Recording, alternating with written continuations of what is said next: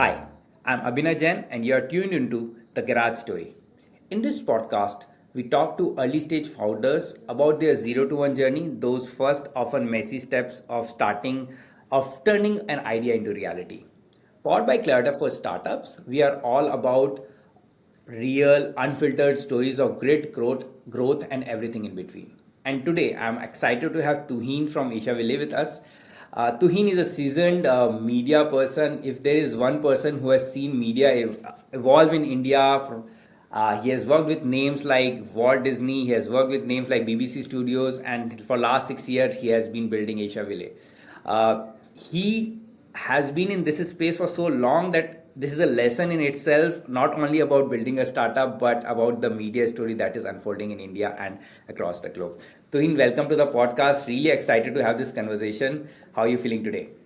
Thanks a bunch, Abhinay. It's great to be with you. Thank you for the kind words and very happy to be here. Very excited to be here on your podcast. Great.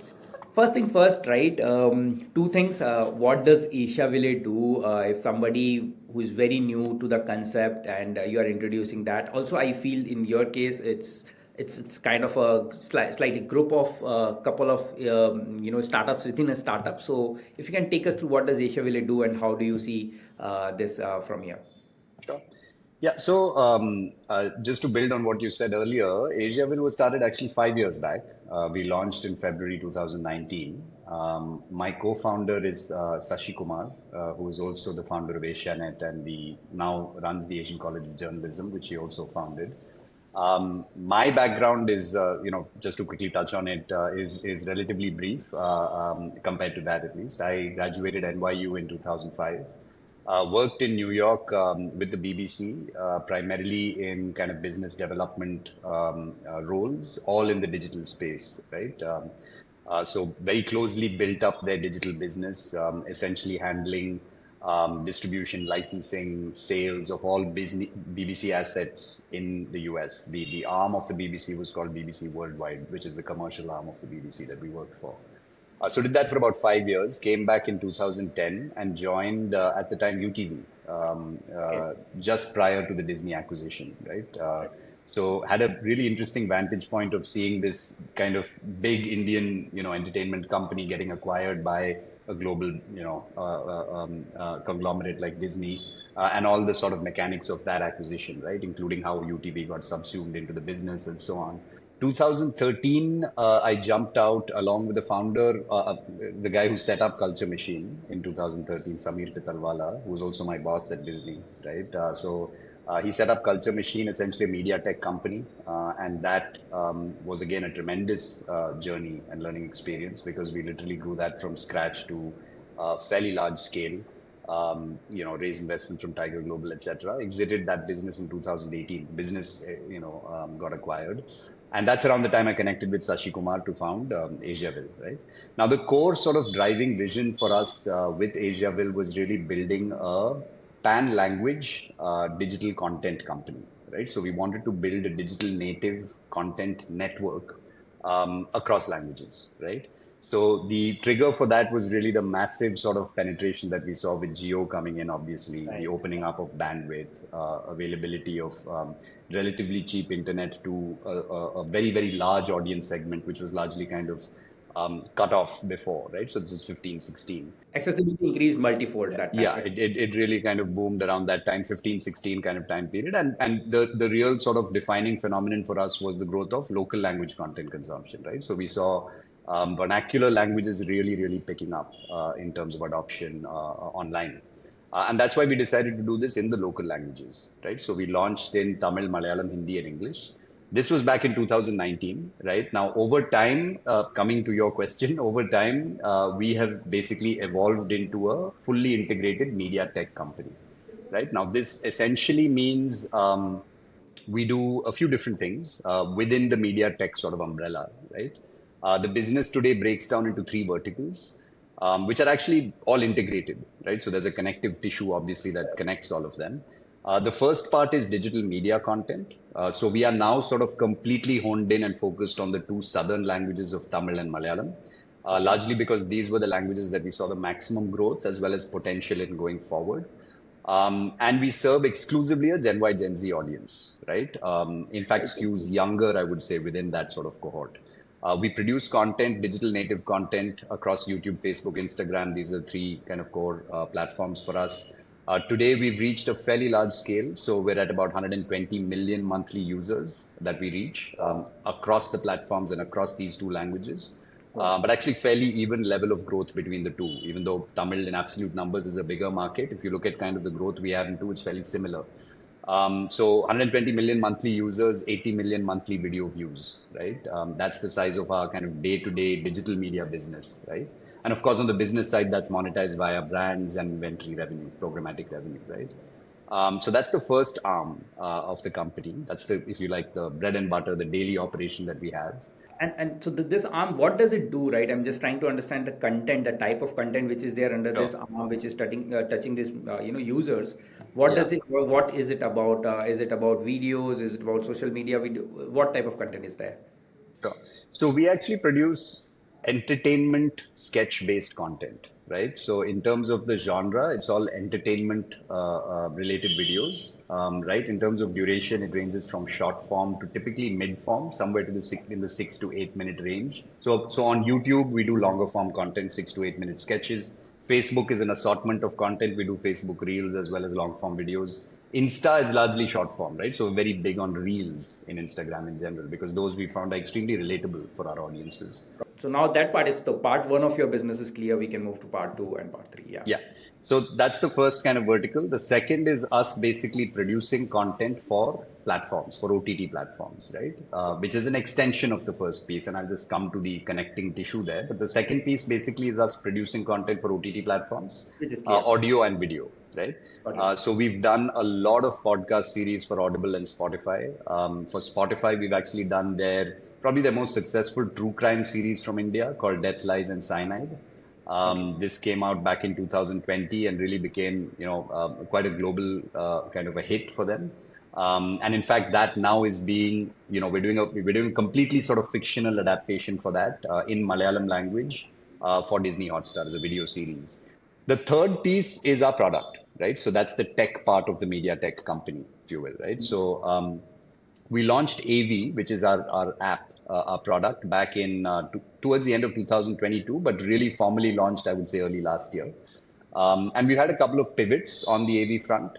So just to kind of backtrack there, the core reason for us launching AV was, of course, we had an earned audience, right, on social. We had a earned audience through OTT platforms, but we never had an owned audience, right? I think for any media company, this is my view, is for any media company that actually wants to have legs in the long term and build a really long scalable business, I think it's important to be able to leverage data. It's important to be able to leverage kind of your own audience, right? And your own and create your own platform, right? If you're lucky enough to be in a position to be able to do that. And we're fortunate with the growth that we've had on social to be able to use that as a kind of organic funnel to build up the initial audience base that we had on AV, because that's exactly how we acquired and actually continue to acquire users for AV, right? Which is how the three are connected, right? Right. So we launched AV back in 23, had a couple of product pivots, launched initially as an extension of the Asiaville operation. So all our Asiaville short form content we put up on AV just to kind of build an audience there. Then we kind of incorporated live streaming late last year, right? And we found a bunch of actually engagement happening through live streaming, largely with external creators, but also our own in-house creators. One thing we found, I mean, that was very interesting when we did live streaming, and actually that led to our current avatar, right, of gamified content was whenever we did live streams with our own creators, gamifying the live stream, right? So we built essentially a suite of very basic casual and social games, things like trivia-based games, poll-based games, emoji-based games. I mean, you're obviously familiar with this kind of form of engagement, right? So creators would engage with audiences, using these sort of tools, right? We found engagement really beginning to pick up, right? So we took that one step further and said, hey, what if we did a murder mystery, but did the entire thing as a live stream? So it's a classic whodunit kind of live stream where the audience is helping the detective to solve the crime, right? And this is done live, Okay. Now, the challenge here inherently, obviously, is, you have to pre-program everything, right? So you need to essentially plan out, okay, if option A happens, that's what the detective does. If option B happens, why, that's what happens. So all of that has to be kind of scripted out in advance. So we did that. We did a half an hour live stream, and we found engagement going through the roof, right? So users were literally, I mean, commenting the whole entire live stream. There was chatter, right? Like very active chatter, like about, how the crime should be solved, and a bunch of engagement, right? Like on the interactive options, we had polling was going through the roof. Our completion rate, I think, on that one was above 90% on a fairly large user base, right? Right. So Wow. that kind of got the gears turning, right? Because we realized that this is fairly new. I mean, this kind of format doesn't really exist as in a live interactive format. Let's do a couple more. So we did a couple more that same quarter, Q3 of last year. And we actually found the trend to be holding good, right? We saw this similar kind of engagement. So somewhere around December last year, we decided to double down on this, right? And this is the time when live was, I think for us, live was a very, very, very insightful experience because we learned how hard it is to acquire audiences for live and how engaging it needs to be, right, to engage users. I really like your point around earned versus owned audience, right? If you can touch a little more around this, right? Yeah. Because this is one thing, again, people sometimes feel that, there are stories when people build their businesses on social media, but then they later on realize, right, one change in algorithm and few things can go here and there, Yeah. right? Now, also there is a part to it, right? We all have limited time and capital, so there must be a trade-off that might come to your mind when, hey, if I start focusing on my own media, it might just lead to some challenges, right?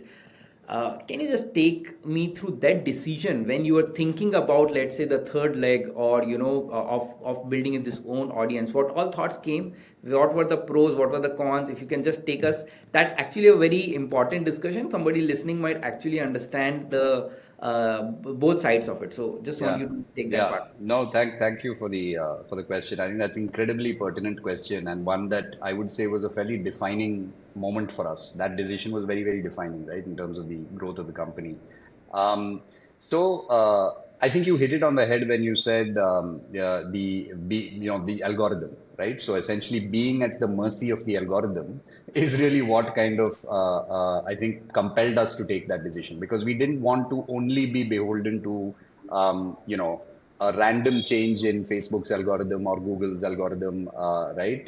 Meta's algorithm or Google's algorithm, which could basically upend the business, right? And there have been enough and more examples of, soup to nuts content companies that have basically, been completely obliterated because of a change in the algorithm, right? And we've seen this over the last 5 years. We've seen dips in monetization, dips in engagement, dips in our follower additions on a very random basis, right? Because there may be sort of experimentation happening at a platform level, right? So there's only so much you can control there, right? And quality actually has very little to do with what ultimately happens in terms of your user growth.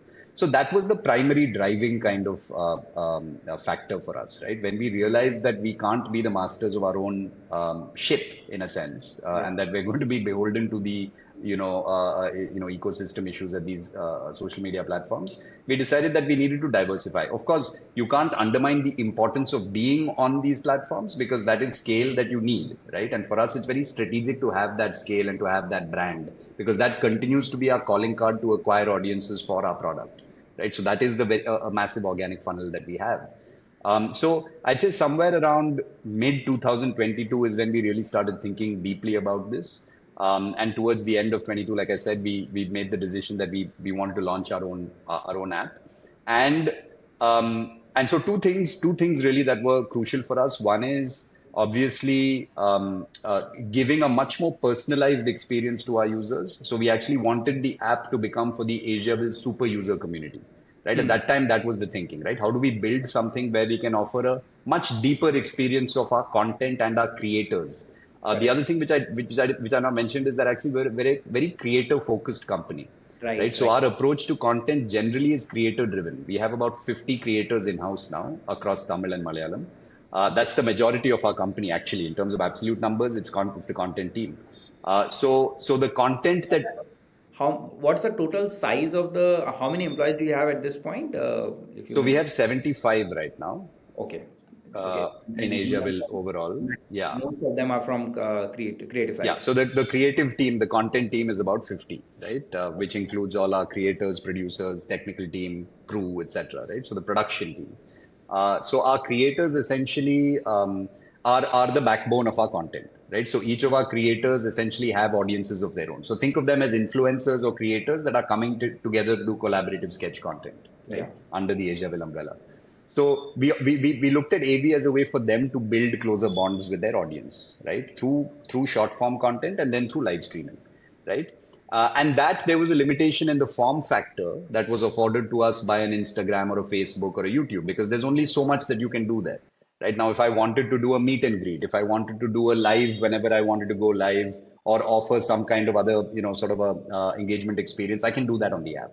So that's the first thing, building personalized experiences I'd say a kind of a core community of Asiaville users, right? And the second thing was data, right? So I mean, as you know, right? So the challenge with social media again is that data is largely a black box for a publisher on the platform, right? There's obviously the kind of public metrics that one has access to.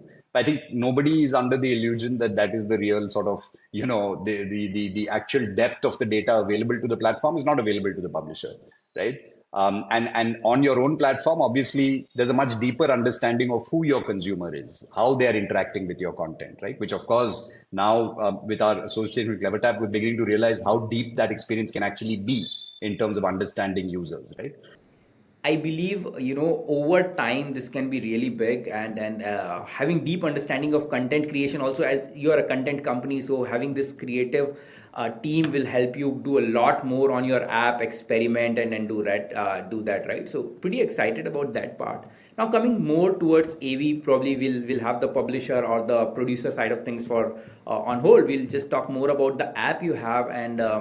Yeah, In terms of the team numbers, everything. Now you are coming from the media side of things, Tuhin. yeah. To develop an app, right, you need, I mean, sometimes people have this fear, how I do not have, let's say, the engineering or engineering team to do it, or I do not have the right knowledge of developing an app, right? Should I outsource it? Should I do it in-house? Can you just take me through those conversation when you thought, okay, I want to do this? What are the challenges? Did you think of outsourcing, building it in-house? How did you get it done to launch your app, right? Because that in itself is a tough, not an easy thing if you're not from that field. Yeah, absolutely. So two things there, right? One is that, again, as you said, the DNA of the company is creative. The DNA of the company is media and creativity, right? And I don't think that's going to change because that's the founding DNA of the company. In fact, yeah, Um, that's the differentiation you have in a way, right? That's Yeah, yeah. I mean, so we're very clear on that, right? But that said, it's incredibly important for us to be at the forefront when it comes to what we do product-wise, right? Um, I think there, the short answer to that is hiring the right team, right? I mean, that's the short answer, right? Like basically getting a very competent team in place that is able to really build these great experiences product-wise. And we are very lucky in the sense that, on the product side, at least we've had an incredible team, right? And it's more or less been the same for the last 2.5, 3 years since when we set my it question up. is actually on that only. How did you, I mean, building team, right? Sometimes it's difficult. People are not ready. Like, Oh people. yeah, For me, like let's say at CleverTap, we are a software company. For us to hire engineers still easier, right? Because they want to work here, they want to be in this industry. Sometimes it becomes difficult to hire the right set of people. So if you can share a few tips, or how did you get this good team in place? I've interacted with your team. It's a incredibly talented team. So just wanted to understand, how did you go about hiring this initial founding team members? How did you get these people from product, technology, etc., to develop the app? yeah. So Vinay, again, probably the biggest um, challenge, right, is getting the right team in place. Biggest challenge and the most important thing you're doing as, let's say, if you're running a business or even leading a team, right? Getting the right team members in place is the most challenging part. And in terms of, how we did it or how we do it, there's no fixed playbook, to be honest with you, right? Of course, we have the HR function, and of course, we use the job portals and referral networks that are out there to hire. In some cases, consultancies also.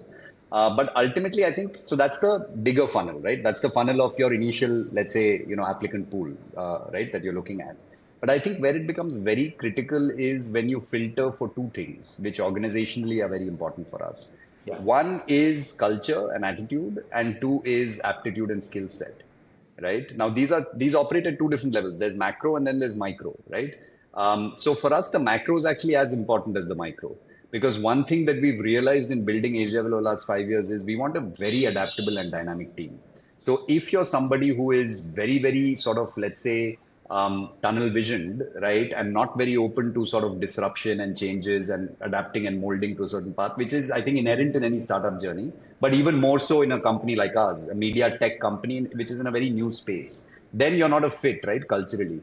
So that culture sort of context is very important, right, on the macro level. Micro level, we do, very, very rigorous sort of testing, right? And the thing with system engineers, developers, the folks we have in our product team by and large, a lot of these are actually quantifiable and testable skills, right? So there's always been a fair amount of rigor in terms of doing those exercises and being able to kind of prove aptitude when it comes to being able to pull them off. So I think it's these two things, yeah. It's basically being able to filter for a cultural and an attitudinal fit, and then obviously filtering for a domain expertise fit, right? So those are the two kind of criteria that we look at. Got it. So now idea is in place. Team is kind of getting shaped. I know it's tough. So many hours goes into hiring and getting this idea fine tuned. App is launched. Yeah. So I have two three questions now on this. This Yeah. is really going deeper into the business. Two three parts, and these are again the questions that people sometimes might have. One is when you are doing it in house this way, right? This slows down your pace of the number of shows that you can take out, right? And app keeping an app on a customer's mobile phone, right? We know about this business a little bit in a way that uninstall is a big problem, right? Do you fear sometime, or do you have these thoughts around, hey, I'm not producing enough content and maybe I should find other ways? Is that a thought, or do you want, or do you feel like, because the quality is so important, we can take some more time and customers can wait?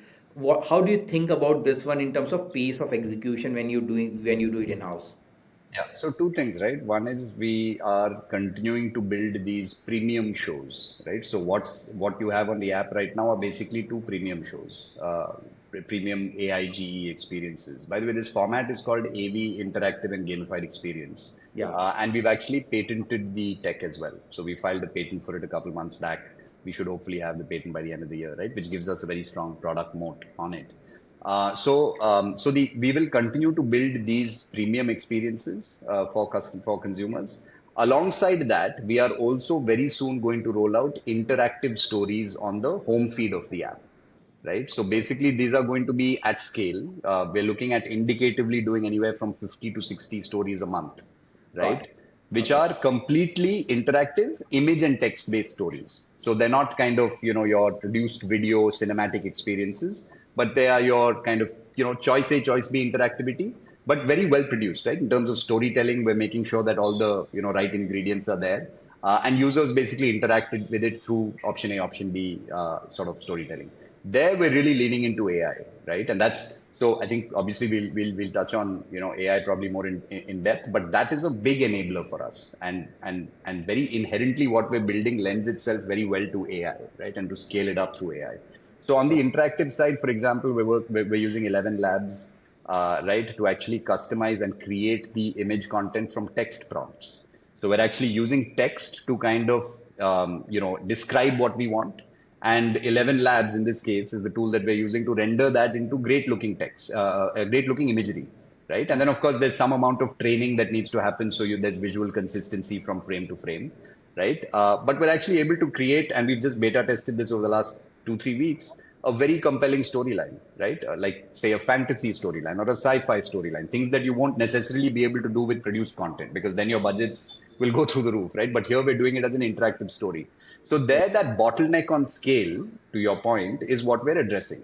Right? At the Very. end of the day, yeah. So at the end Yeah. of the day, AV is a interactive and gamified app. So we're telling interactive stories in different form factors. We're telling interactive stories through AI-driven storylines, right? Which are, let's say, most simple kind of interactivity. And then there's going to be your premium AIGE shows like Who Killed Kavita and Let Me Out, which we're really leaning into as well.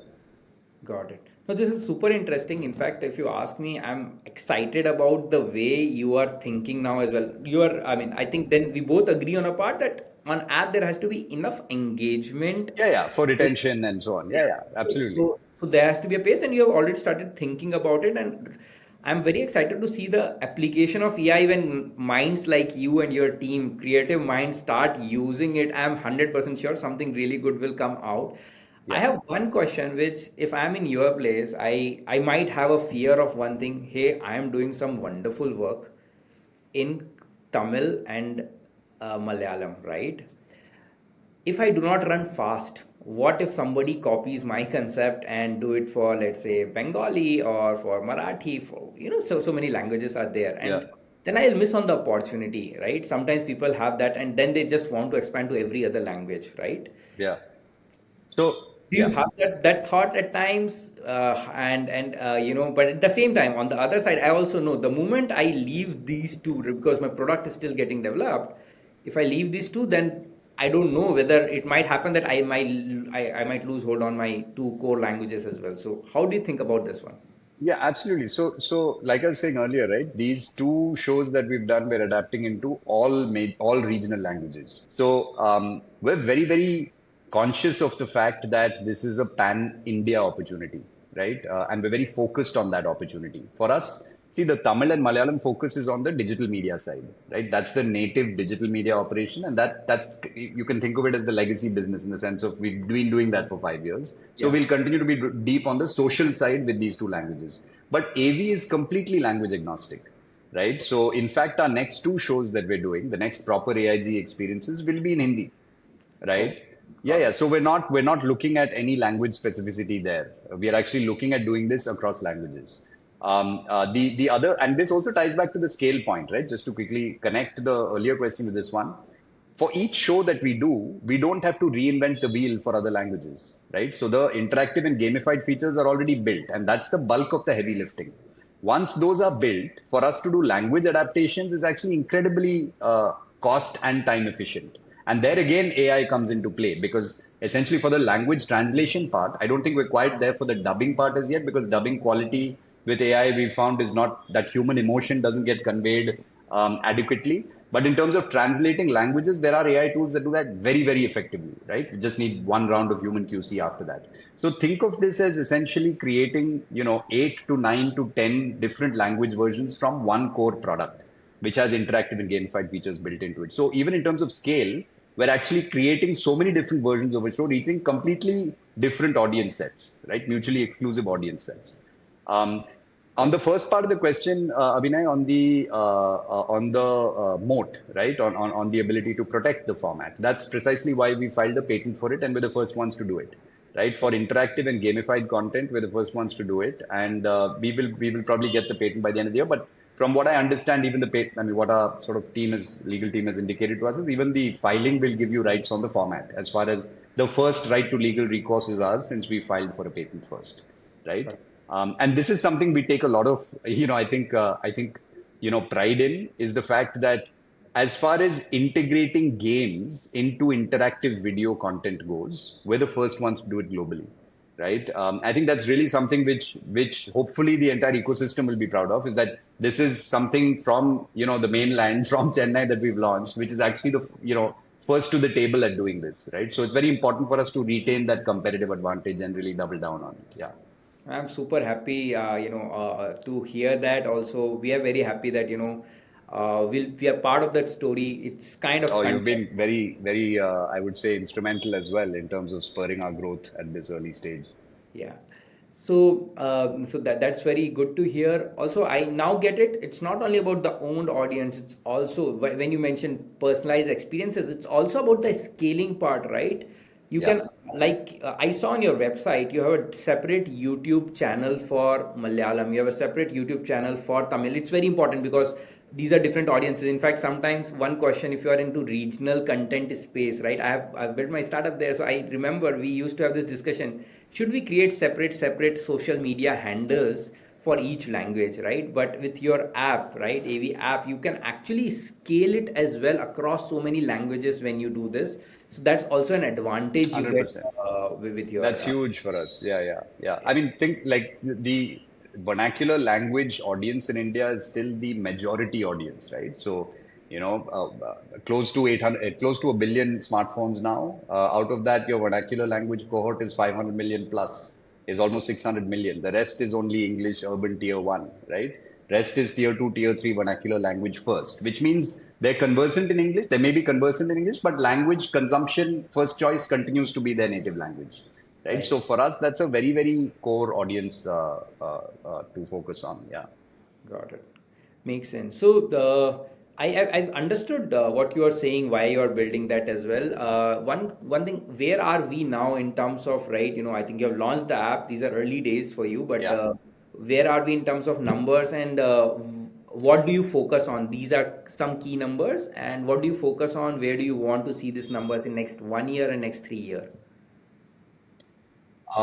Yeah, so right now we are actually on a very, very strong wicket in terms of engagement, right? So just to kind of give you context, AV, as I told you, we launched early last year, the product, the app itself, right? The current avatar of it, which is interactive and gamified content, we launched in May. So these two shows essentially we launched mid-May. May So 2024. it's May 2024. So basically it's what, 3.5 months, Right. right? And in these 3.5 months, we have hit an engagement time per user per day of 55 minutes. So on currently where we sit, the average user is spending 55 minutes per day on the app, right? We are seeing conversions of above 60% from show to show, which means 60% of users who consume a Who Killed Kavita will go on to complete a Let Me Out also in the same session, right? So that sort of propensity to consume more than one show in one sitting is also very high, which is indicative of the stickiness of the format, right? Cumulatively, we've got about 2.5 million watched minutes when it comes to the content consumption overall. So that's the absolute time that's been spent on it. And yeah, our install base is growing something like 20 to 25% week on week with the current, it's a combination of performance and organic, but that's the kind of growth trajectory that we're on. Got it. So I think you're doing the right thing when I hear the metrics you mentioned about engagement time, views, cross sell in a way, right? From first show Yeah, to second show, right? All this 100%. matters to you a lot more. So at this point, right, which I feel is the right thing when you are just starting, not it does not matter how many downloads happen or how many, what's the install base. Obviously, it has to Yeah, grow and will grow on its own. yeah. But the retention and the engagement part is important. So that's your key focus area as the product develops. And once you're ready to scale it up, that's when you start focusing more on the number of installs, Yeah, etc. Yeah. absolutely. So that's a vanity metric, right? So that once we are hit a critical mass, we can really kind of double down on and grow that, right? But I think for us to really get to a point where we really unleash those spends, right, we need to have a certain offering as well, right? So let's say five, six premium shows, a bunch of interactive stories, so that we're able to retain that audience actively as well when we really double down on marketing. The other important thing here, I mean, I think we want to highlight is also that. See, there are two stakeholders for us. There are consumers and there's brands, right? So the first two shows that we've done are fully sponsored. So Mhm. both Who Killed Kavita and Let Me Out are sponsored. Who Killed Kavita, we had Belkin. Let Me Out, we had IFI Homes and Oxygen Mobiles. And every show of us going forward, we will integrate a brand to start with, right? Okay. Um, in addition to that, we are currently working with a bunch of brands. In fact, there are 5 live brand deals that we're working on right now to create custom AIGE experiences for them. So what we're finding a lot of interest in with brands, and this happened pretty much off the bat as soon as we launched our shows, right? Was that brands came to us saying we'd love to create a completely immersive experience for our consumers, leveraging your technology, right? So if Right. you think about it, content is so commodified, right? That brands, are constantly on the lookout for innovative new ways to engage their consumers. And Yeah. this actually gives you the ability to play games with your audience base, to give them the opportunity to play games, gamify your brand experience for them, make it interactive so it's really immersive and consumers are kind of choosing what they want on their journey, right? So these are kind of, I think, hugely valuable sort of areas for brands to leverage, right? So that's the other piece where we're finding a lot of traction now is actually building almost like a brand studios business, which is completely kind of B2B, in terms of its construct, right? Is building these experiences for brands. Got it. So those are the two things. No, very important. Also, you touched upon it at the right time. I was going to ask. The shows look expensive. I saw you acting in Kavita, which was great. By the way, you are not only a good entrepreneur, you are a great actor. So Oh, thank you. it Thank it you. was good to That's see very that. kind.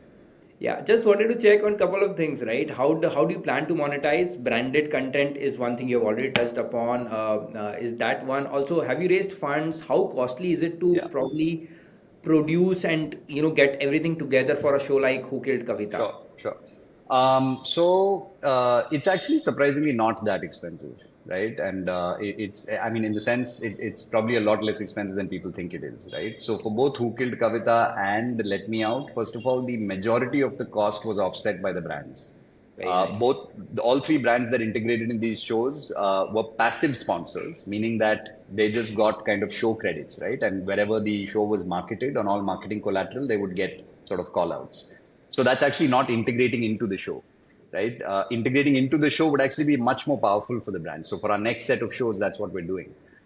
So in terms of cost, I mean, it's, cost can be, very, very sort of less, or it can be, a lot, depending on the kind of brand support that we're getting. So I don't think there's any fixed number to it. And one thing that we understand through and through is production and the media business, right? So Right. there's a lot of economy of scale that we can leverage because essentially the entire studio equipment, camera setup, like all of the production equipment, the edit equipment is all in-house, right? Right. So it's amortized cost, right? So we're amortizing cost across the social media operation, the OTT operation, and the AV operation, right? So standalone costs actually are not that high, Got it. right? So yeah, I think Have you raised any that's funds? Have you raised any funds, or do you plan to raise now? yeah. So we actually did so our last round was last year. We had an investment from MDIF, the Media Investment Development Fund, based out of New York. So we raised a round from them in January of last year. That was effectively a pre-Series A kind of round.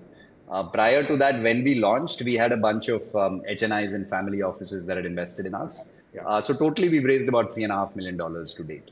So yeah, so that's very very I think encouraging for us. On your point about sort of where we are in the fundraise cycle, absolutely now we're beginning to look at putting together our next round.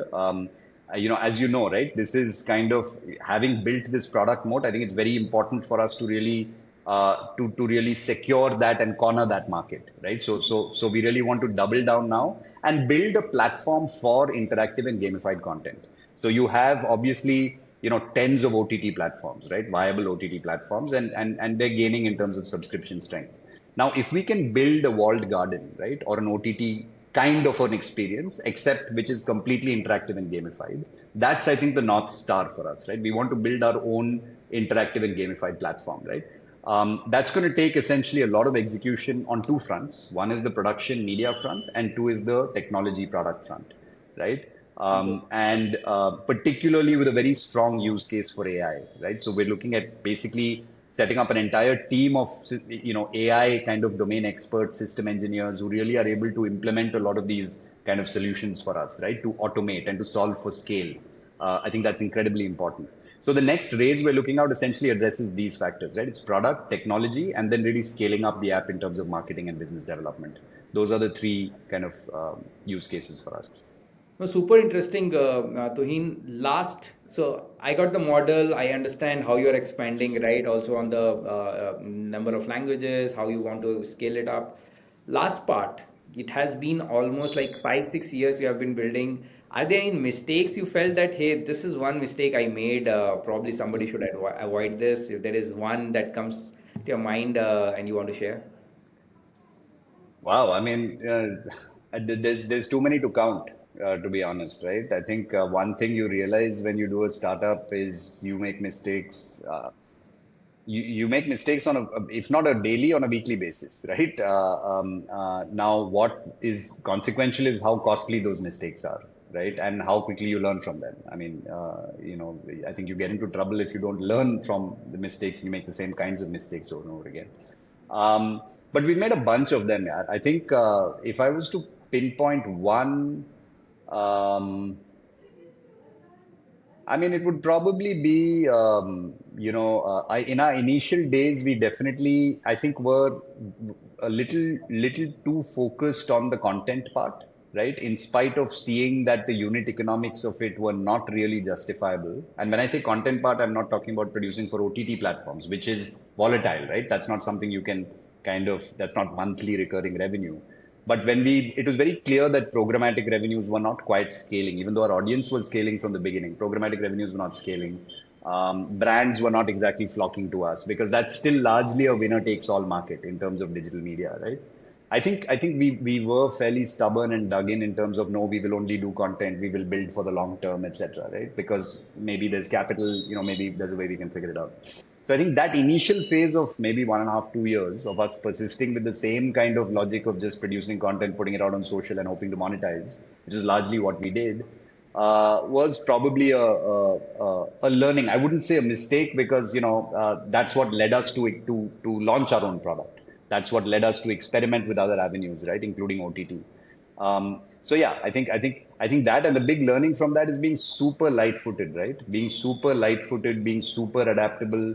I think that really needs to be DNA stuff for entrepreneurs because if you don't do that, yeah, it's tough to kind of adapt and grow.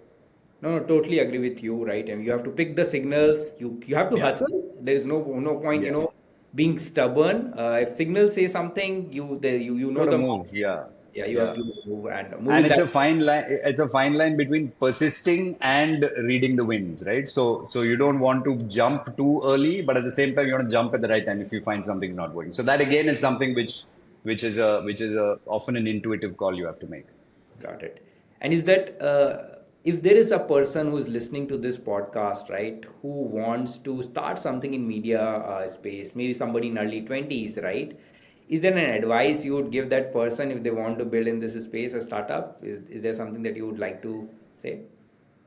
I would say actually, just harking back to the previous point, is be very open-minded, right? So don't come with a very fixed idea of what you want to do. It's very important to have a vision. It's very important to obviously be passionate about that. You don't want to do things you're not passionate about.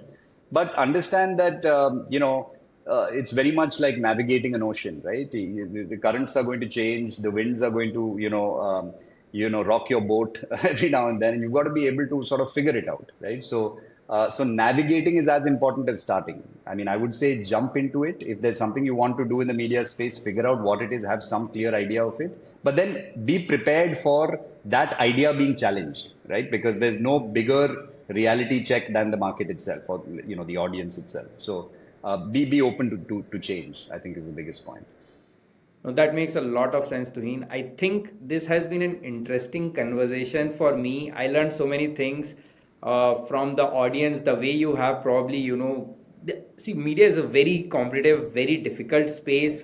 Not Yeah. only first you need to engage the audience, second part is monetizing the audience, and it takes a lot of effort. Also, as you mentioned about hiring, the way you have gone about it, and again the way you are planning to scale using different technologies, it's kind of feels very very very inspiring to see so much being done to grow this, and I'm very very Thank hopeful, you. excited about Asiaville, and this conversation is very very helpful if anyone is wants to do anything in media, gaming, or engagement space. The way to build it, it is very very interesting to hear your thoughts. Thank you Hey, so much thanks a for lot, your Abhinay. time, Dwayne.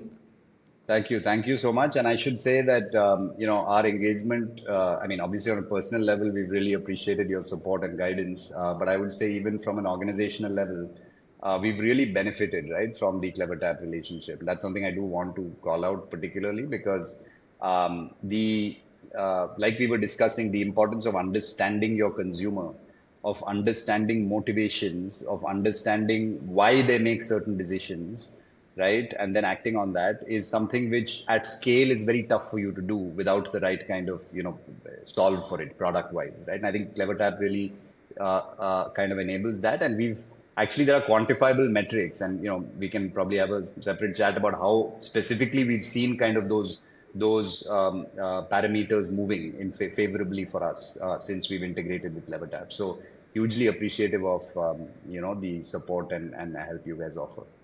That's really good to hear. Glad to hear that, Tuhin. I'm very excited to see how we grow from here together, and super excited about what comes next. Keep acting as well. We want to see more of Tuhin on camera as well. So keep doing that. And there is always a fan here. For your startup, there is always somebody cheering for you. Thank you so much for your time, Thank Tuhin. you, Abhinay. Really appreciate it. Thank you.